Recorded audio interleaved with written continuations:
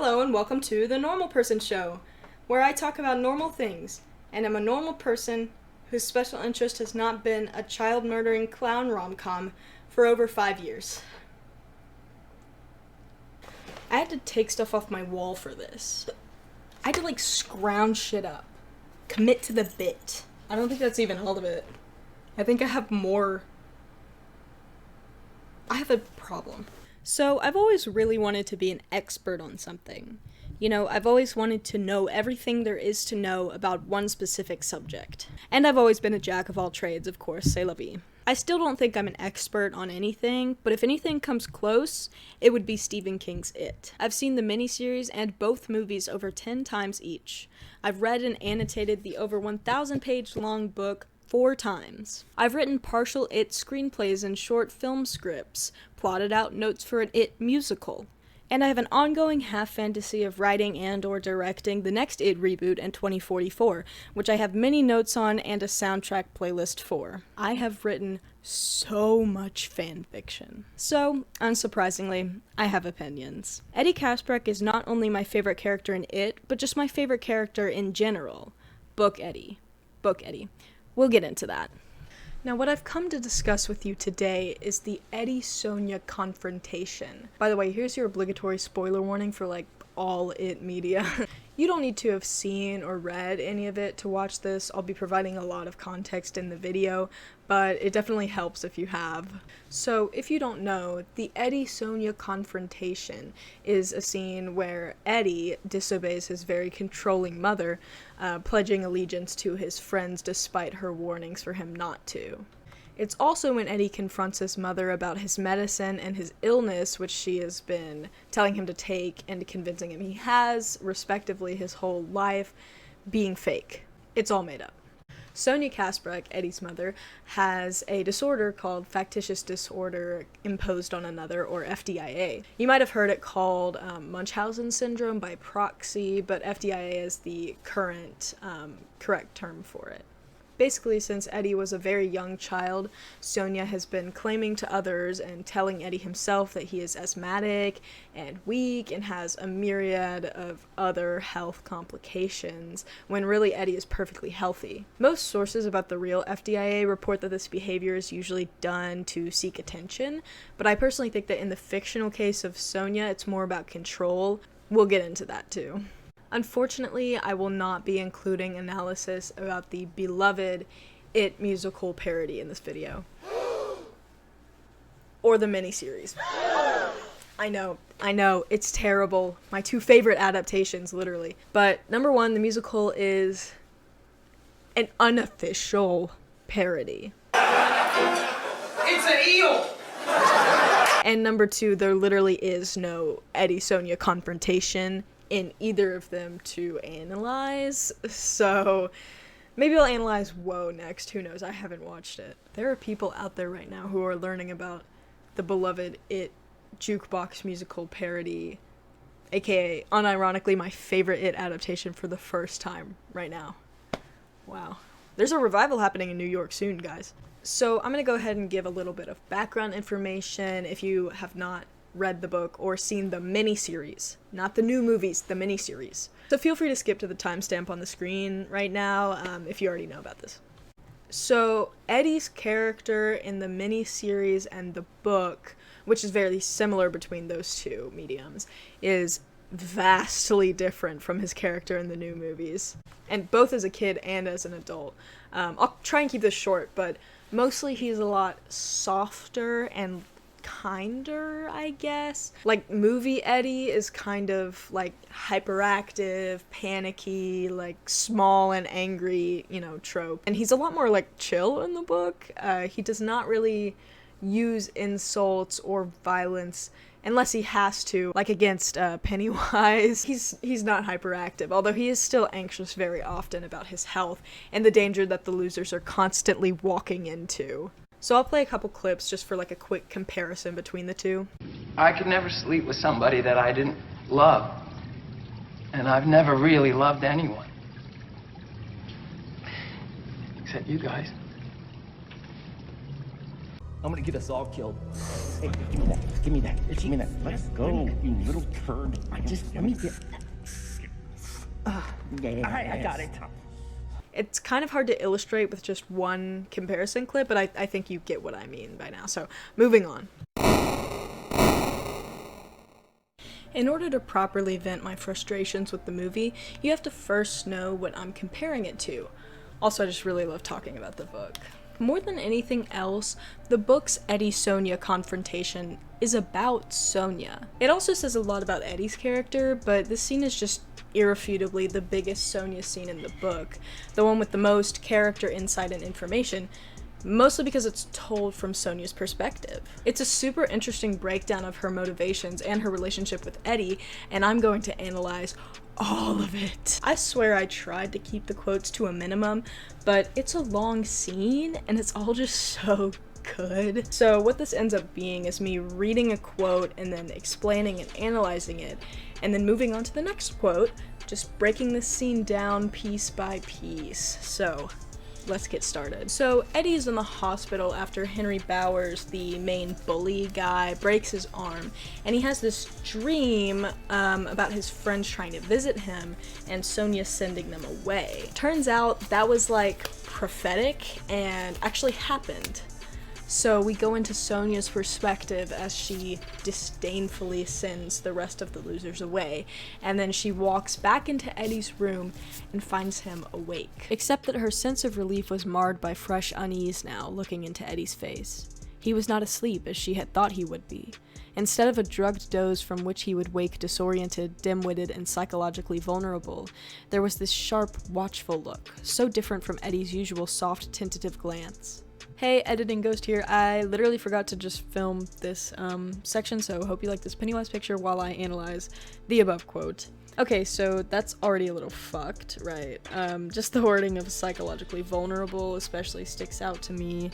Like, Sonia knows how manipulative she is. She just thinks it's for the greater good.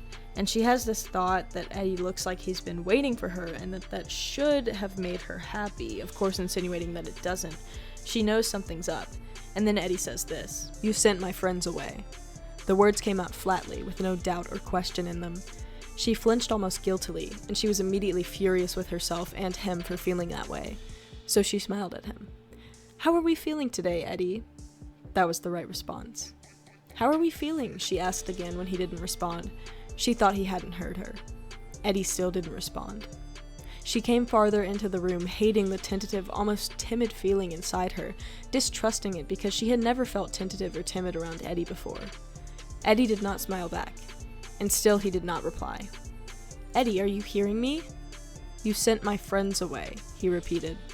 "Yes," she said, dropping the pretense, and said no more. Two could play at that game. She simply looked back at him. First of all, Sonia's first reaction to her anger being to act fake happy and manipulative? Telling. But anyway, Eddie icing her out.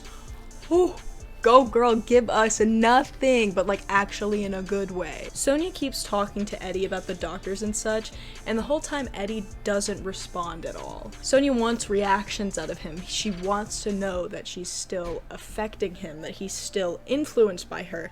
And this non-reaction freaks her out. Eddie's making her feel tentative and timid, something she's never felt around Eddie before because Eddie has never acted like this before. So when what she knows isn't working, she resorts to playing Eddie's game and icing him out in return. Honestly, I think that even if Eddie had yelled at her, that would have been something for her to use, you know, something better than this lack of reaction.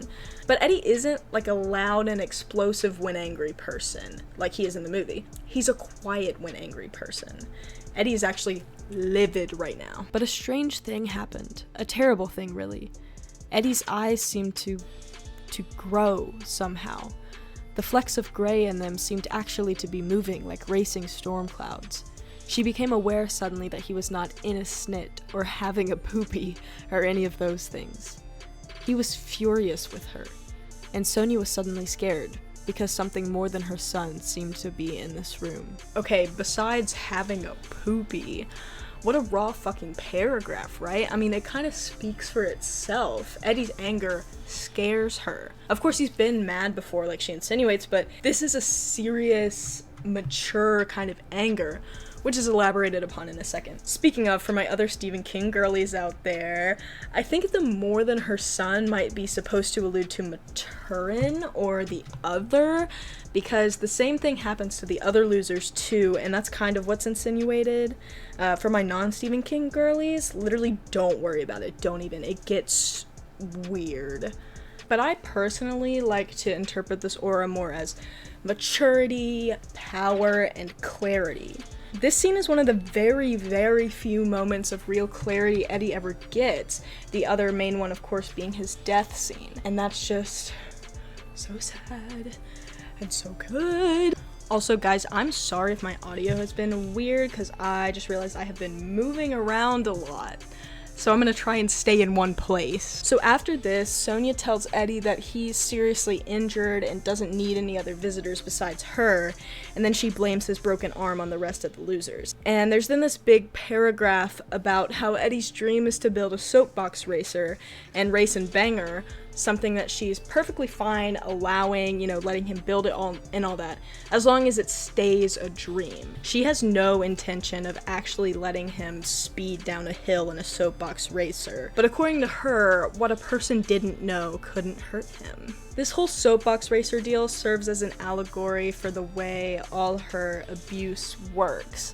Hiding things from him and telling him he's sick to keep him safe. I really love this paragraph. It's just another interestingly put reminder of how Sonia is before this confrontation really goes down, which is now. Just kidding. Part of it starts now, but the rest is later. My friends didn't break my arm, Eddie said in that same flat voice. Henry Bowers broke my arm.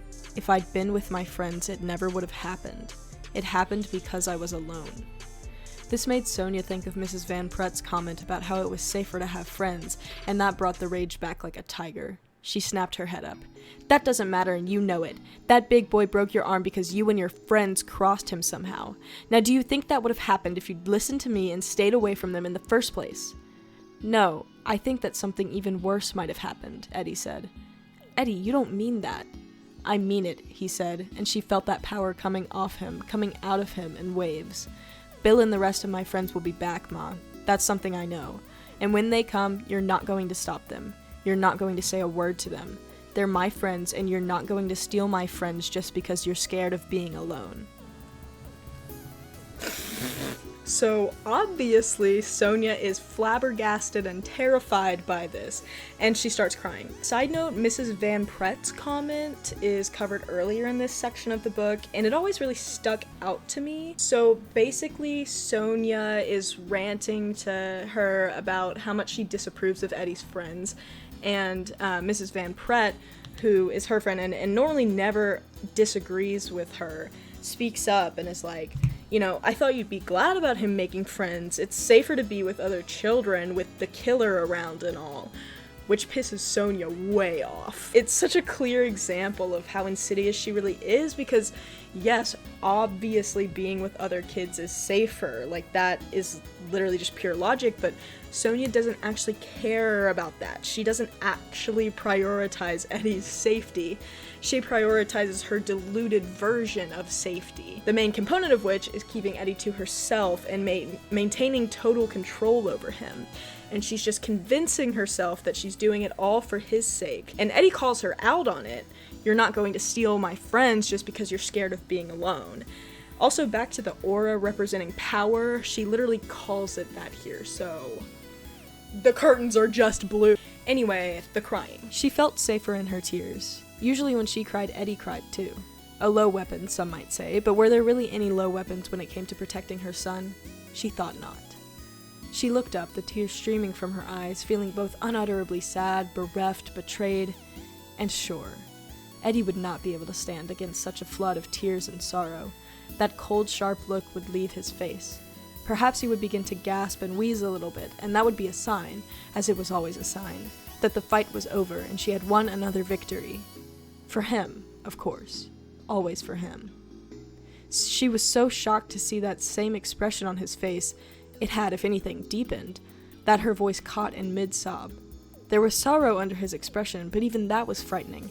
It struck her in some way as an adult sorrow, and thinking of Eddie as adult in any way always caused a panicky little bird to flutter inside her mind.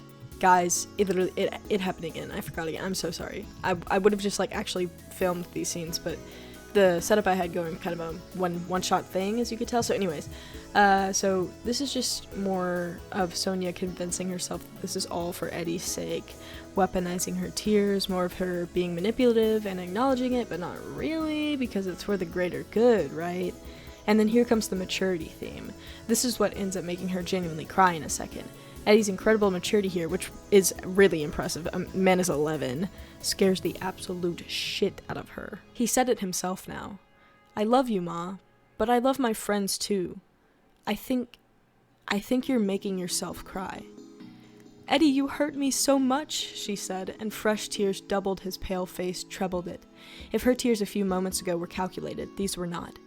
In her own peculiar way, she was tough. These were the first totally unaffected and uncalculated tears she had wept in years, perhaps since Eddie had gotten the bronchitis when he was 5, and she had been so sure he would die as he lay there in his bed of pain, glowing bright with fever, whooping and coughing and gasping for breath. She wept now because of that terribly adult, somehow alien expression on his face.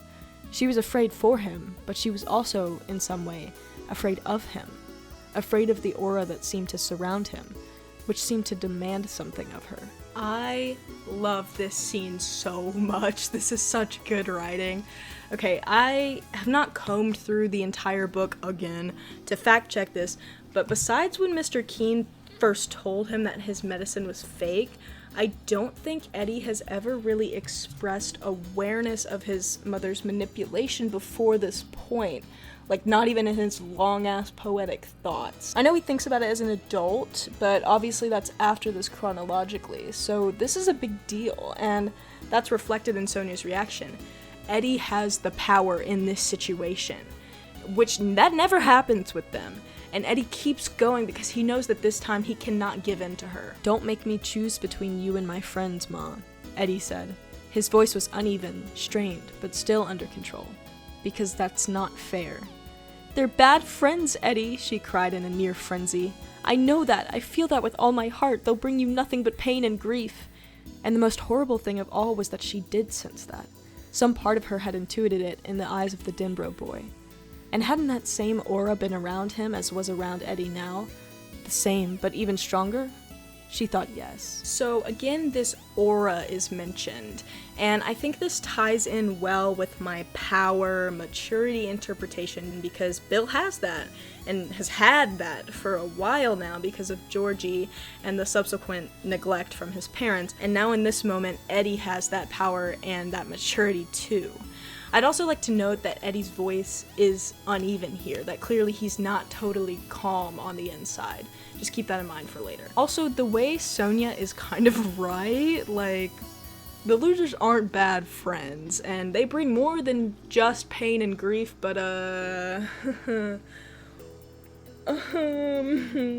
Anyway, back to Sonia, who is now fully trying to leave the room. I'm running, she thought with a sick and hurtful dismay. I'm running away from my own son. Oh God, please don't let this be. Ma. For a moment she almost fled anyway, scared of him now, oh yes. He was more than Eddie. She sensed the others in him, his friends and something else, something that was beyond even them, and she was afraid it might flash out at her. It was as if he were in the grip of something, some dreadful fever, as he had been in the grip of the bronchitis that time when he was 5, when he had almost died. She paused, her hand on the doorknob, not wanting to hear what he might say. And when he said it, it was so unexpected that for a moment she didn't really understand it. When comprehension crashed down, it came like a loose load of cement, and for a moment she thought she would faint. Eddie said, Mr. Keen said my asthma medicine is just water. Here it is. We are at the Eddie-Sonia confrontation. We again see the aura and the bronchitis backstory brought up, related to each other, and those are brought to her mind because she is so scared. The frequency of the bronchitis mentions also says to me that this is probably something she thinks about a lot. So Eddie has the upper hand now, but they're not done here. After this, Sonia keeps going on about how his friends are bad and how Eddie isn't being himself, etc., etc. So he pushes forward again. He's getting this shit sorted here and now. Even though dairy disease makes him forget all this even happened when he grows up, this is like the defining moment of their relationship. Eddie remains outwardly calm and presses on despite Sonia's immediate panic and anger at being called out, explaining his reasoning for how he knows that the inhaler doesn't really work. Also, I want to note that a couple of paragraphs later, it says he went on not raising his voice. This is part of what I love so much about this scene and, like, the core reason I dislike the movie version. I'll go into this more later, but Eddie just has a soft nature. He loves his mother, she's still his mom, and the way he sets boundaries so firmly while handling this so outwardly calmly and straightforward, even in a second by giving Sonia a taste of her own medicine, no pun intended. It's just what Eddie really is all about for me. Obviously, in a real life scenario, yell at your abuser all you want, but as a narrative tool here, I think this is an incredible choice. So right now, Eddie's explaining that his inhaler has no dosage on it, which is weird because even cough syrup has a dosage, so that's how he knows that it's not real medicine. And it's like, you must have known that too, Ma. Eddie, she nearly wailed it. Because, he went on, as if she had not spoken at all. He was frowning now, concentrating on the problem. Because your folks are supposed to know about medicines. Why, I use that aspirator 5, sometimes 6 times a day. And you wouldn't let me do that if you thought it could, hurt me. Because it's your job to protect me. I know it is, because that's what you always say. So, did you know, Ma? Did you know it was just water? She said nothing. Her lips were trembling. It felt as if her whole face was trembling. She was no longer crying. She felt too scared to cry. Because if you did, Eddie said, still frowning, if you did know, I'd want to know why. I can figure some things out, but not why my mom would want me to think water was medicine, or that I had asthma here, he pointed to his chest, when Mr. Keene says I only have it up here, and he pointed to his head. Eddie knows that Sonia knows, and he is backing her into a corner, trapping her in a web of her own lies. And Sonia thinks for a moment that she'll just explain everything. That she'll tell him about his dad dying of lung cancer and then Eddie getting bronchitis right afterwards, and how she couldn't stand the thought of losing him, and how it's medicine because your mother's love makes it medicine. This is the clearest and simplest explanation of Sonia's actions we get in the whole book.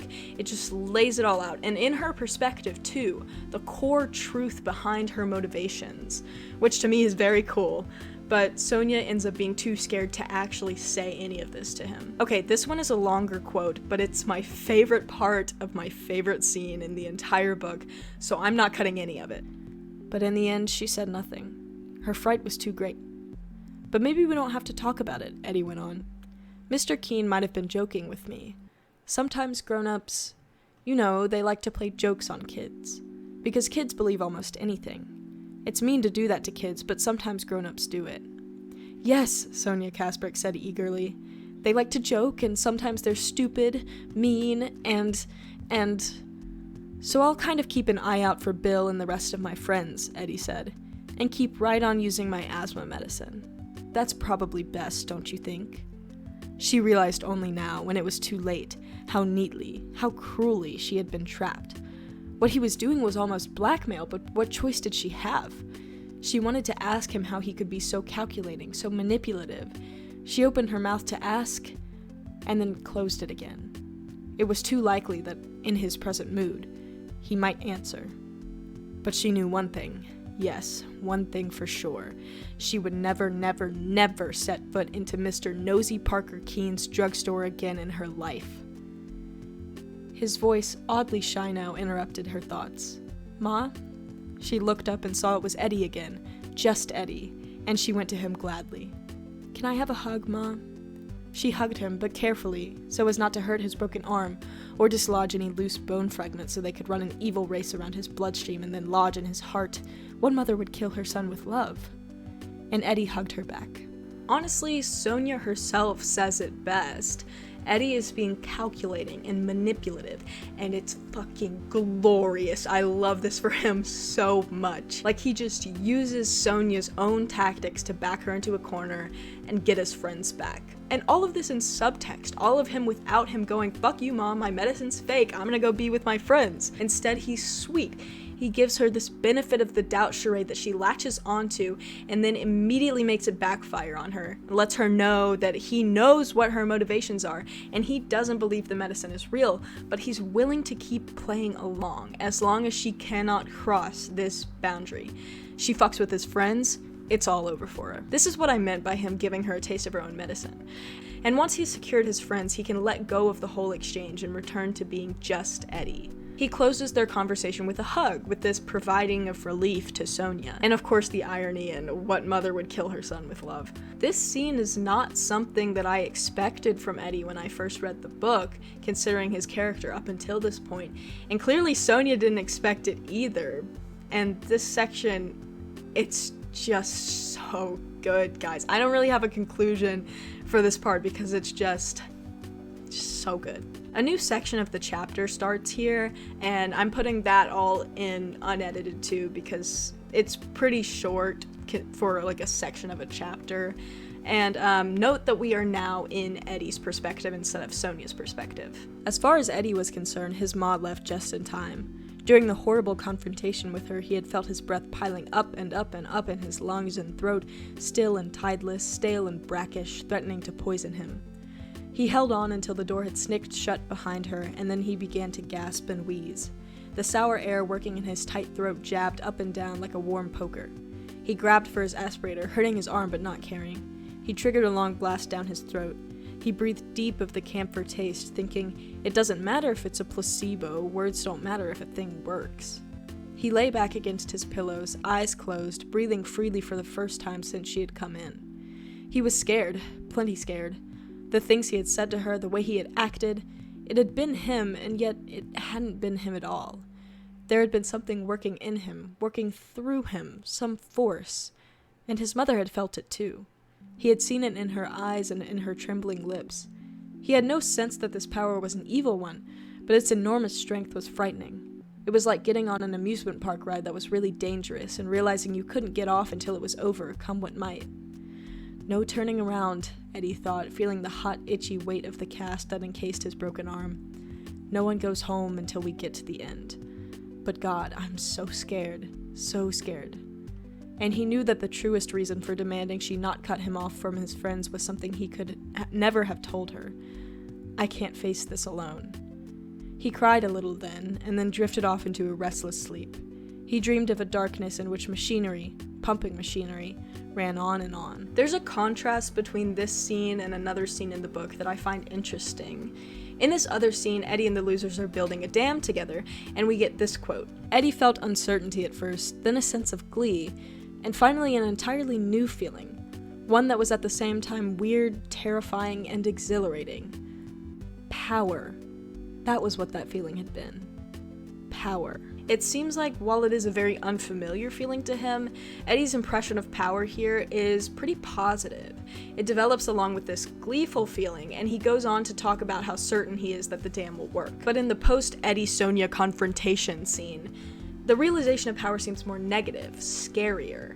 Maybe it's because they're getting closer to fighting Pennywise, maybe it's because the force is stronger, maybe it's because it's implied to be an external force working through him rather than one coming from himself. Or maybe it's just another reflection on growing up, the ups and downs of maturity, as so much of the book is. I don't know, but I find it interesting to think about. So in my annotations of the book, I did in fact research dream symbolism a bit. According to the internet, machinery can symbolize being mechanical in life, supporting others, or not thinking decisions through. Being mechanical could fit because Eddie is settling back into a routine, and supporting others could be about the losers if you stretch it, but I think the most applicable meaning is one that I didn't find online, and it's that the specifically pumping machinery represents his aspirator. Judging by the darkness described in his dream, the repetition of on, and the restlessness in his sleep, we can obviously gather that this is not a good dream. I would describe it as ominous. I think this is partially because their big standoff with Pennywise is ever approaching, but I also think this symbolizes how he continues to be stuck in this cycle with his mother and later his wife Myra. To conclude, Stephen King, you may have flopped on some aspects of this book, but you slayed Eddie's character. I mean, you did literally slay. See what these are? They're gazebos! They're bullshit!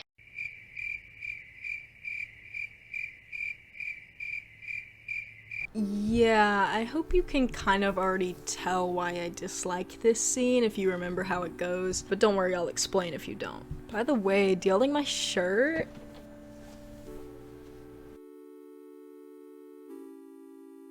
Isn't that so funny?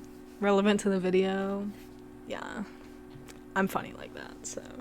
No, the way I literally was trying to dye my roots and I missed so many of them at the front. Like, I dyed everything but my roots. Would like to clarify, my hair is not dry yet. It's not greasy, guys. It's just wet and unstyled. So, in the 2017 It movie, the group gets into a fight and splits up for a while. They're reunited for a common purpose when Beverly is kidnapped by Pennywise. Eddie gets a phone call, probably from Bill, while he's drawing the V on his cast, which is one of the things about the movies I actually really love. Eddie promises to meet up with them and walks towards his front door, but he is stopped by Sonia, who tells him that he can't leave because he's getting over his sickness. Here is our Eddie-Sonia confrontation. Eddie angrily confronts her about her lies and shouts the iconic, "They're gazebos, they're bullshit" line, which is pretty funny. Then Sonia gives him this look, which shifts the scene into a much more threatening tone. Eddie confronts her about how she's wrong for protecting him by lying to him and keeping him locked in this hellhole. He says the only people who were really trying to protect him were his friends, and that Sonia made him turn his back on them when he really needed them. Eddie then runs around her and out of the house. So I'm going. Eddie! Eddie! Oh, you get back here! Sorry about that, Eddie! Go save my friend! Eddie! Don't do this to me, Eddie! So, to start off with the positives, I like that his motivation to leave is still centered around his friends, and I kind of like that he apologizes because it shows, in a less effective way, the love that he still has for his mother. I also like Molly Atkinson, the actress for Sonia, in the beginning of the scene before that threatening shift. She's very sweet, but clearly manipulative, very, "Oh, but Eddie, you can't go." But that's really where the positives end, so let's dig in, shall we? Starting off with Sonia, I don't like that tone shift. I think it can make sense considering Eddie's behavior in the scene, but in the book, Sonia gets her way through hysterics. She tends to not be threatening and angry like in the movie, but she will get hysterical and she will cry and guilt trip in abundance. But here, I mean, she's scary. That look is scary. At the same time, this could be a reflection of how scary she seems to Eddie, but Eddie really doesn't seem that scared of her in this scene, unlike the book, where we see that, you know, his voice is uneven, and then later on it says that, yeah, he was like kind of freaking out internally that whole time. I mean, maybe he is freaking out on the inside in the movie, we can't really know, but he's definitely not acting scared, which in a movie is kind of, you know, key to showing what's going on inside the character's head. You have to show it. Which brings us to Eddie. Oh my god, why? Why would they change it to this? Gazebos. Compared to the book. Compared to that. Why? Now don't quote me on this, because I have not checked my sources. But in my little It fan brain, I remember hearing somewhere or seeing in an interview that Jack Dylan Grazer, Eddie's movie actor, did not read the book before filming the movie. Which honestly, I can't really blame him for. I mean, he was like 13. Well, I was reading the book at 13, but I should not have been. Not only is it not child appropriate, that motherfucker is long too. That's a whole Bible. Either way, Jack Dylan Grazer does not embody the Eddie of the book. I do very much like his version of Eddie, but it just can't compare to book Eddie in my eyes. And this scene is an excellent example of their differences. Movie Eddie takes a much more outwardly angry approach to the scene due to both the acting and the writing. He yells at her, he throws things, he storms out, and while this might be more physically cathartic, it just can't compare to the sheer fucking vindication of the book, for lack of a better word. Just, let me show y'all something.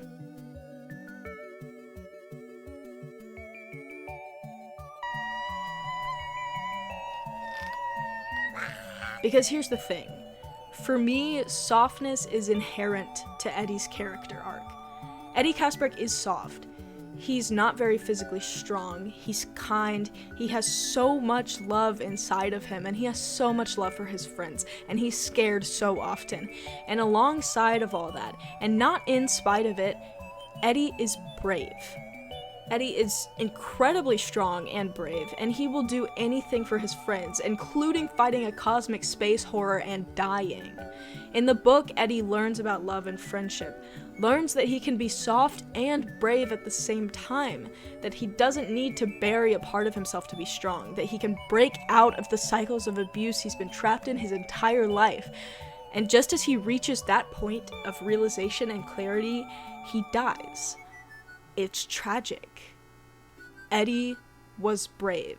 At least It Chapter 2 kind of feebly grasped this bravery message, but because they hadn't built up the rest of his character, it really fell flat. But that's a different video. I can't get started on that here. This will turn into Quentin reviews. So, the Eddie-Sonia confrontation in the book illustrated this subtle subtextual anger and power and maturity. All three of those words could be major themes for the entire It book. In the movie, there's not really any subtlety. And while Eddie's reaction is pretty in character for the movies, it's not in character for the book.